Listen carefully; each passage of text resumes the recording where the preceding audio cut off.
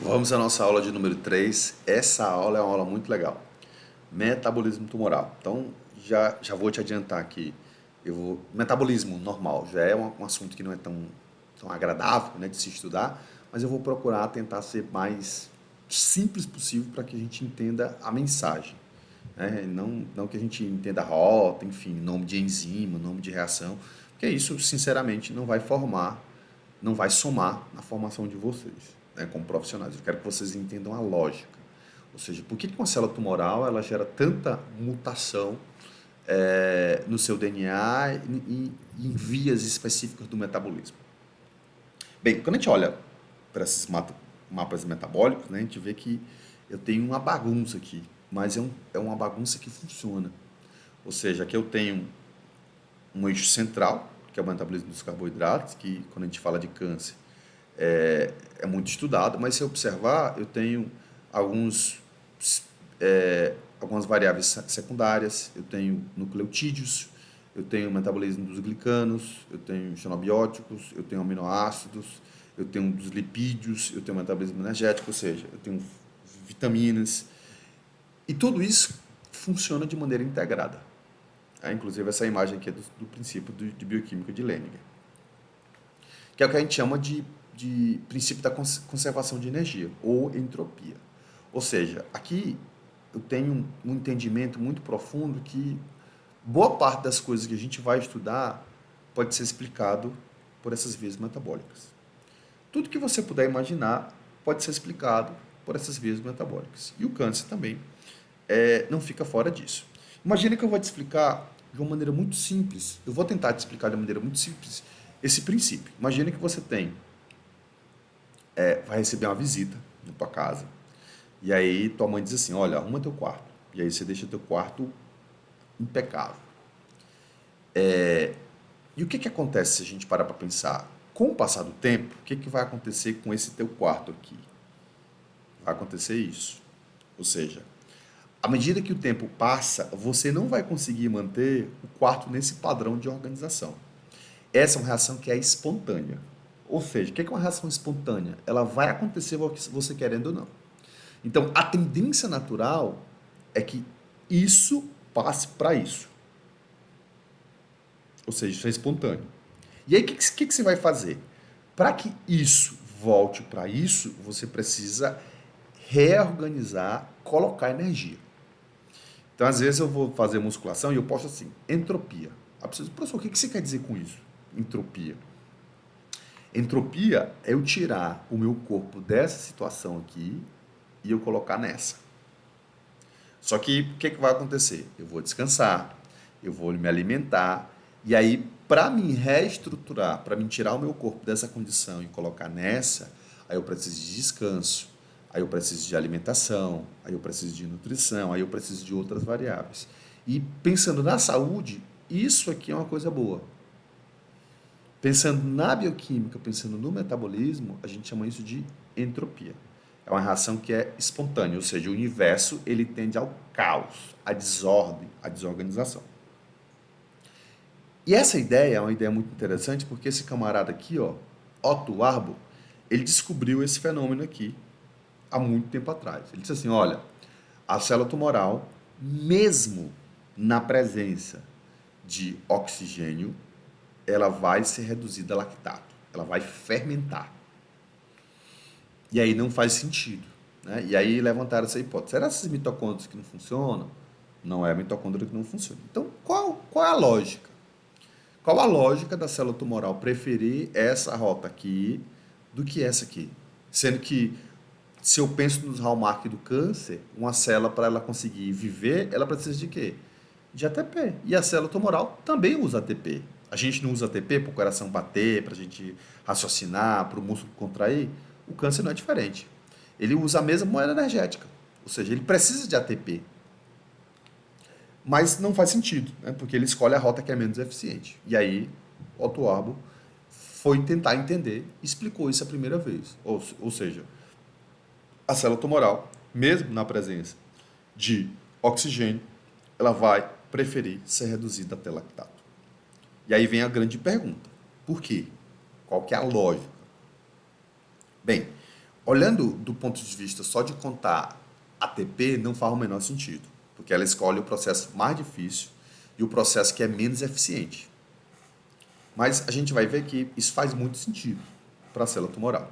Aqui, quando a gente pega uma linha temporal, e esse trabalho é muito legal, é um trabalho que traz basicamente a importância da gente entender esse efeito Warburg e atualizando, colocando ele na atualidade. Então, se a gente observar aqui, ó, Otto Warburg descobre lá em 23 essa normalidade no metabolismo da glicose.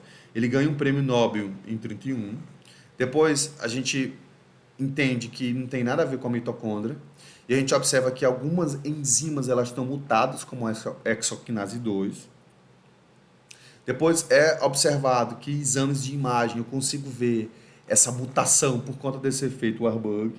Depois, o gene que sequencia o GLUT1, que é um transportador de glicose, que está mutado no câncer. Ou seja, por que o GLUT1 está mutado no câncer? Por que não faz sentido mutar o GLUT4? Porque o GLUT4 depende de insulina.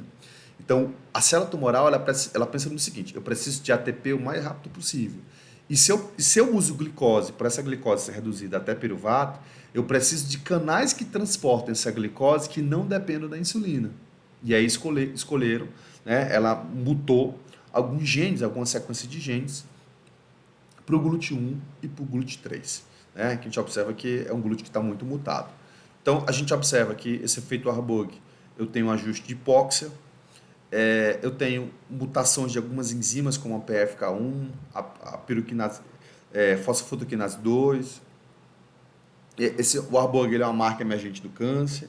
Depois descobriram que a estrutura da PFK1 e a estrutura do GLUT1, e foi observado aqui mecanismos, né, PI3 quinase, lactato desidrogenase, e a sua relação com o efeito Warburg. O entendimento dessas vias aqui proporcionou alguns tipos de terapias. Por exemplo, porque se eu sei que a hexoquinase está mutada, né, nessa rota glicolítica, então se eu inibir essa enzima é como se eu cortasse o fluxo de glicose para esse tumor, que é o que acontece em algumas situações, ou seja, alguns dos quimioterápicos eles vão inibir algumas enzimas para tentar fazer o seguinte, olha, beleza, eu não posso matar essa célula tumoral, mas eu vou deixar ela sem comer, ou seja, eu vou causar inanição. Como é que eu posso causar inanição nessa célula tumoral? Eu posso inibir as enzimas que aceleram essa quebra da molécula de glicose e direcionam essa glicose para a célula tumoral.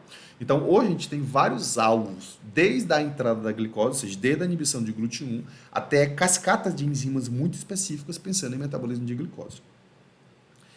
Aqui a gente vai observar que uma das mutações que eu vou ter nessa célula tumoral, aqui são as etapas da glicólise, né? Eu não vou revisar isso, enfim, até porque vocês viram lá, vocês que estão assistindo essa aula, viram lá quando a gente fala de fadiga na musculação, né? Lembra que eu mostrei lá o Goku, o Gohan, que ele vai contar a historinha lá, que ele vai entregar um presente, a esfera do dragão, pro Vegeta, enfim, não vou repetir isso aqui. Se você não lembra, volta lá naquela aula, depois você pausa o vídeo e volta e assiste aqui de novo. Essa é a vantagem do curso online. Enfim, então eu vou continuar aqui imaginando que você já sabe o que eu expliquei lá. Aqui, se a gente observar, eu tenho o que está em vermelho aqui, ó, hexoquinase, fosfofrutoquinase, as enzimas aqui redutoras. Eu tenho mutação dessas enzimas. E um grande alvo que eu vou ter mutado aqui, ó, essa glicose 6-fosfato que iria sofrer uma isomerização aqui, isso até acontece, só que eu tenho um desvio aqui, ó. Essa glicose 6-fosfato ela é desviada por uma rota que a gente conhece como via das pentoses, ó. Então essa glicose aqui, ela entra para cá. E aqui a gente começa a entender por que o câncer ele prefere a glicólise do que a fosforilação oxidativa. Então a primeira coisa, se a gente observar, aqui a célula tumoral não pensa na quantidade de mol por glicose, ela pensa na velocidade. Então o primeiro ponto interessante, por que a célula tumoral ela prefere a glicólise do que a fosforilação oxidativa? Porque eu tenho menos etapas, ó. Então aqui eu só tenho algumas enzimas, aqui eu tenho muitas enzimas. Ou seja, aqui o caminho é mais longo até eu conseguir produzir esse ATP, mas aqui a rentabilidade é maior. É mais ou menos o exemplo que eu vou te dar. Imagina que eu tenho esse cursor aqui e eu vou te vender ele. Aí você me diz assim, olha, eu estou precisando de dinheiro. Então, eu poderia vender esse cara aqui por R$100. Só que eu vou te vender ele por R$100 daqui a um mês. Só que você diz assim, cara, Thiago, eu não posso esperar. Eu vou te dar aqui R$2 nele e eu quero que tu me pague agora. Eu disse, beleza, negócio fechado. Ou seja, Por conta da velocidade que eu quero receber esse dinheiro, eu abro mão de muito mais dinheiro só que daqui a um mês. É mais ou menos o que o metabolismo tumoral faz. E uma das lógicas que a célula tumoral prefere, menos ATP, mas mais rápido, primeiro, é a quantidade de enzimas que eu tenho. Segundo, que quando eu tenho essa glicólise de maneira muito rápida, essa via das pentoses para a célula tumoral é sensacional. Porque o que é a via das pentoses? A gente vai lembrar, pentose é um açúcar que eu perco um carbono. Então aqui eu tenho, né, a glicose 6-fosfato, então essa glicose ela perde um carbono aqui, vira ribose 5-fosfato, e aqui nesse processo eu tenho dois mecanismos muito interessantes. Primeiro, eu tenho uma formação dessa ribose 5-fosfato em ácido nucleico, ou seja, DNA e RNA. E esses ribonucleicos aqui, ó, são fundamentais para eu ter a formação de biomassa, de lipídio de membrana. Então, olha que interessante. A célula tumoral, ela cresce e ela forma uma biomassa. E essa biomassa que vem do metabolismo da glicose é induzido principalmente pela via das pentoses. Ou seja, o arcabouço, o câncer, né, para ele crescer em estrutura, eu preciso da via das pentoses. Outro dado interessante é que essa via das pentoses aqui, ó, ela forma um braço redutor. O que é isso? É um braço que ele recebe elétrons. Então lembra lá, oxidação perde elétrons, redução aumenta. Então esse braço que ele vai gerar oxidação, que ele vai gerar redução, desculpa, ele vai receber elétrons. Ou seja, ele reduz a oxidação e ele aumenta a redução. Por que isso é interessante, eu ter esse braço redutor? Porque aqui é um mecanismo que a célula tumoral utiliza para se proteger contra o estresse oxidativo. Então vamos entender. Uma das maneiras de matar a célula tumoral é aumentar o estresse oxidativo. Ou seja, é formar radical superóxido, radical hidroxil, peróxido de hidrogênio, tudo que a gente já conhece lá da fisiologia. Só que o que a célula tumoral faz? Por conta desse metabolismo da glicose ser acelerado e essa glicose ser desviada na via das pentoses, eu tenho a formação de um braço redutor e esse braço redutor ele recebe elétrons. Então é como se eu tivesse mecanismos que pudesse gerar estresse oxidativo no câncer, só que ele se protege causando um mecanismo que recebe esses elétrons. E esses elétrons eles vão ser reduzidos e não vão gerar dano na célula tumoral, né? Falando de maneira um pouco mais simples. Eu sei que isso é um pouco confuso de entender, mas eu quero que você entenda a lógica aqui. Por que a via das pentoses é interessante? Por dois motivos. Primeiro, formação de biomassa e segundo, se proteger contra a formação de estresse oxidativo, que poderia matar o tumor. Ou seja, é uma maneira que a célula tumoral cria de criar um escudo contra as espécies reativas de oxigênio. Outro dado interessante, lembra só, pela glicose ela ser desviada, né, lá na glicólise e eu não ter esse envio da molécula de piruvato, ou eu não ter a formação de oxalacetato, ou seja, eu não ter o processo mitocondrial funcionando, ou seja, como se eu tivesse uma redução lá da fosforilação oxidativa, isso gera nessa célula tumoral algumas vantagens, ou seja, o baixo fluxo de prótons nesses canais transmembrana da mitocôndria, por conta do efeito Warburg, ou seja, a glicose está sendo desviada lá para a glicólise e eu não estou tendo a formação de prótons que viria da glicose lá na mitocôndria. Então, por conta desse baixo fluxo, eu tenho alteração do potencial de membrana na mitocôndria. E essa alteração do potencial de membrana, ele inibe metaloproteinases. E essas metaloproteinases, principalmente por conta da mutação que eu tenho da hexoquinase, lembra que é uma enzima lá da primeira via da via glicolítica, que é uma das primeiras enzimas, eu reduzo a liberação de fatores antiapoptóticos, ou seja, BAC e BAX. O que esses caras fazem? Se eles fossem liberados, eles induziriam a morte celular. Então, olha que interessante, eu vou voltar lá ao conhecimento da aula 2, hallmarks do câncer. Lembra que um dos hallmarks é essa célula escapar de mecanismos que causam a morte. Aqui eu estou te mostrando a associação de dois hallmarks.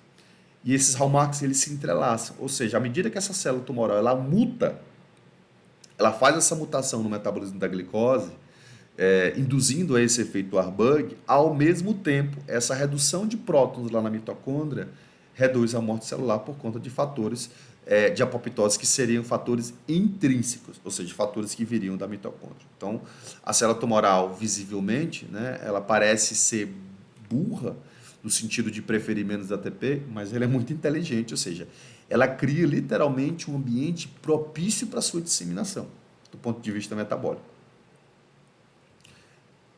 Aqui eu tenho a mutação dessa glicose frutose 6-fosfato. Então aqui eu tenho a formação da via das pintoses.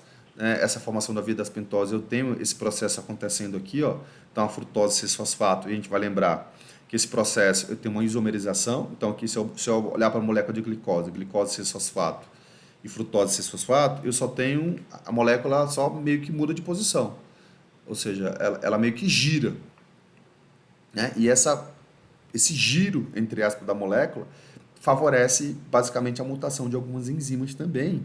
O que lá no final eu vou ter, olha que interessante, a mutação de alguns caras. Ó. Eu tenho alguns MCTs que jogam lactato para dentro da célula e eu tenho canais que vão expressar, primeiro, mais GLUT, aqui o GLUT1 principalmente, ou seja, essa célula tumoral vai captar cada vez mais glicose, ela vai formar aqui o braço redutor lá na via das pentoses fosfato, eu vou ter a formação de biomassa, eu vou ter mais lactato, esse lactato que vai estar saindo, ele vai estar levando quem? Ó?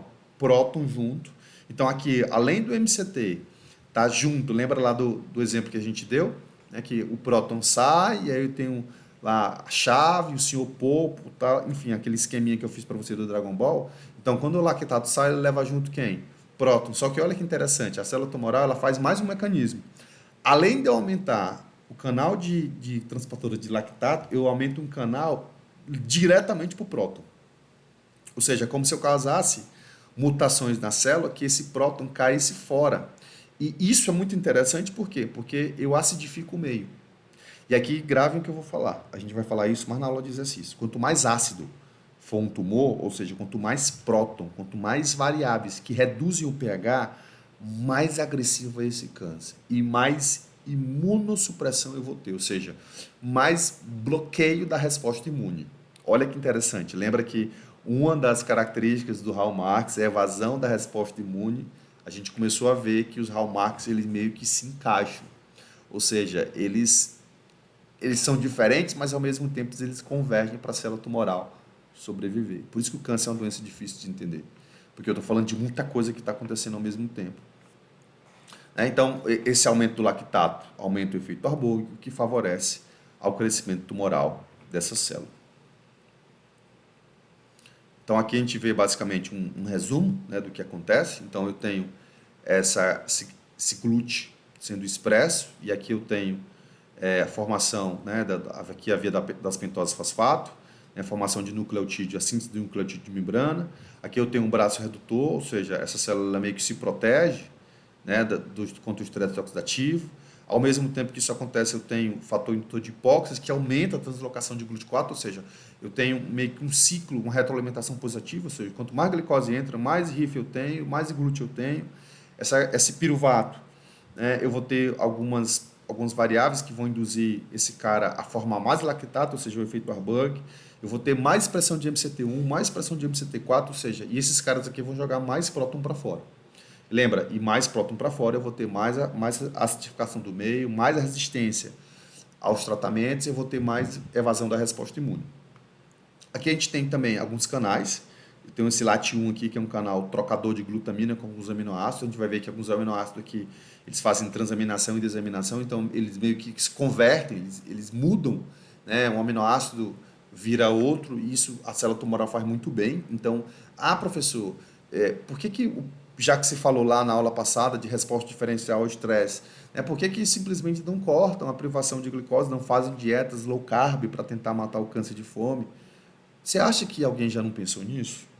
Né? Você acha que se realmente o câncer fosse tão simples, era só colocar uma pessoa para não comer glicose, como muita gente fala, né? Olha, para de comer açúcar, deixa o câncer com fome, não coma açúcar para você não alimentar o tumor. Amigo, se você parar de consumir açúcar, né, que não tem como você parar de consumir glicose, mas se você parar de consumir açúcar, por exemplo, o câncer ele não é burro. Ele vai utilizar outra estratégia. Então, beleza, não tá entrando açúcar, ou seja, você reduzir a oferta de glicose, eu vou causar transaminação, eu vou utilizar alguns aminoácidos. Por exemplo, um aminoácido que é muito utilizado aqui é a glutamina. O câncer gera glutaminólise. Então, essa glutamina aqui, ó, ela é um substrato interessante para formar alfa-cetoglutarato. E esse alfa-cetoglutarato aqui, ó, ele entra no ciclo de Krebs acelerando o processo, que a gente chama de anaplerose. E essa galera aqui vai fazer formação de ácido lático, formação de aminoácidos, formação de síntese de lipídios. Ou seja, eu tenho um efeito em cascata aqui que esses caras vão induzir a formação de RIF, vão induzir a formação de MCT. Ou seja, não adianta só tirar a glicose. Porque se eu tiro glicose, eu uso aminoácido. Se eu tiro aminoácido, a célula usa outro tipo de aminoácido. São vários tipos de aminoácidos. Beleza, eu privo todos os aminoácidos, a célula começa a utilizar ácido graxo. Então, se fosse uma coisa tão simples assim, a gente os pesquisadores já teriam descoberto uma maneira de fazer isso, mas não é tão simples. Né? E às vezes, dependendo do estadiamento da doença, ou seja, às vezes você tem um câncer inicial, ele usa um substrato. E às vezes, quando esse câncer ele muta, ou seja, ele se torna mais agressivo. Por exemplo, um câncer que está mais ácido, eu tenho mais mutações em canais que jogam esse próton para fora, MCT1, MCT4, ele já prefere outro substrato, por exemplo, ele não usa mais a glicose, ele passa a usar proteína. Às vezes um câncer que ele tem metástase, então um câncer de mama que está com metástase com vazão tecidual e linfonodo. Então às vezes na mama ele usa glicose, lá em outro tecido ele já vai usar ácido graxo. Então não é tão simples, né, de discutir isso. Aqui é uma variável interessante, como que esses prótons, né, é um artigo muito legal da Nature, eles induzem essa agressividade tumoral. Aqui eu não vou entrar em detalhes, mas se você observar, aqui eu tenho a via glicolítica. Então, cada ciclo dessa aqui, ó, são enzimas. E aqui a gente tem os genes, ó, que uns estão inibidos, outros estão estimulados. Aqui eu tenho o que está em vermelho aqui é a oncoproteína, ou seja, estimula, entre aspas, aqui o crescimento tumoral. E que está em azul aqui seriam genes que inibem esse crescimento tumoral. E todos eles estão mutados. Por exemplo, aqui, ó, a P53. A P53 era, por exemplo, para bloquear a ação de glúteo, ou seja, era, entre aspas, para ela controlar a entrada de glicose na célula tumoral. Só que como ela está mutada, isso não acontece, ou seja, é como se a porteira do transportador de glicose, a glicose ela entrasse de maneira livre. Eu tenho um grande alvo aqui, ó, que são as exoquinases, então são as enzimas aqui, assim que essa glicose ela entra na célula, a função dessa exoquinase é adicionar um grupamento fosfato nessa molécula para essa glicose ser aprisionada e ela não sair. Então ela meio que está mutada, então ela acelera todo esse processo aqui, junto com a PFK aqui. Ó, a PFK é uma enzima central nesse ciclo, então ela regula toda a velocidade da via e ela está mutada, ou seja, isso funciona muito rápido. O que se a gente for pegar cada pontinho desse aqui, ó, lá no final eu vou ter formação de lactato, induzindo ao famoso efeito Warburg. Quando a gente junta tudo isso, né, esse artigo é um artigo bem legal, um artigo de revisão, e que ele traz a junção de basicamente tudo que eu falei aqui. Então, olha como a célula tumoral ela vai estar mutada. Eu tenho esse metabolismo da glicose, todas essas vias que a gente viu, que não é tão simples, diz assim, beleza, então vamos reduzir a quantidade de glicose para a célula tumoral. Não é tão simples assim. Ou seja, a célula tumoral ela consegue utilizar outras fontes de substrato. A gente viu que o efeito Warburg não se dá somente por conta da quantidade de ATP. Eu tenho a formação, a via das pentoses fosfato, então a formação de lipídio de membrana, eu tenho a formação lá daquele braço redutor, que a célula tumoral ela meio que se protege contra a ação do estresse oxidativo. Eu tenho várias alterações nessa via que vão favorecer, lembra lá dos hallmarks do câncer, a proliferação dessa célula e essa célula escapar dos mecanismos lá de apoptose.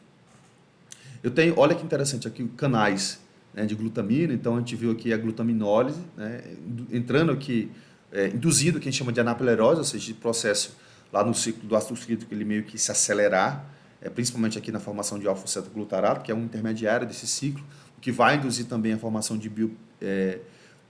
a biossíntese de lipídios de membrana, de nucleotídeos. Eu tenho algumas variáveis, alguns fatores de crescimento, que são muito conhecidos, GF1, HGF, FGF. Eu tenho alguns aminoácidos aqui essenciais que vão induzir essa transaminação e desaminação. Mais uma vez, não é tão simples, não basta só privar a glicose, A célula tumoral ela é muito plástica nesse sentido. Eu tenho aqui a formação de acetato, do metabolismo dos lipídios, enfim. Quando você junta tudo isso, a gente vê que não é muito simples tanto inibir uma via dessa, porque eu posso ter a superexpressão de outra, e à medida que essa célula tumoral vai sofrendo modificação, né, ela vai utilizando um substrato ou vai utilizando outro. Aqui é uma imagem legal dos genes que estão associados à mutação nessas células. Então, PI3 quinase, AKT, fator indutor de hipóxia, o MYC, e alteração aqui da P53. Aqui a gente tem alteração no metabolismo da glutamina de lipídios. Então, a glutamina é muito estudada nesse sentido, né? Ela induz alterações bastante consideráveis nessa célula tumoral. E essa alteração no microambiente tumoral gera alguns fatores muito conhecidos que a gente vai começar a falar de exercício agora.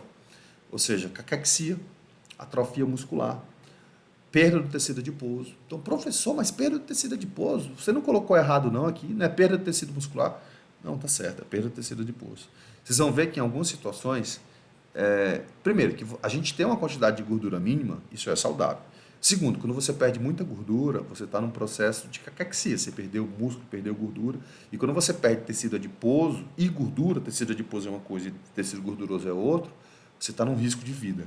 Você está num microambiente tumoral, nesse caso induzido pelo tumor, muito agressivo, que é o que acontece com algum tipo de câncer, por exemplo, câncer de pâncreas.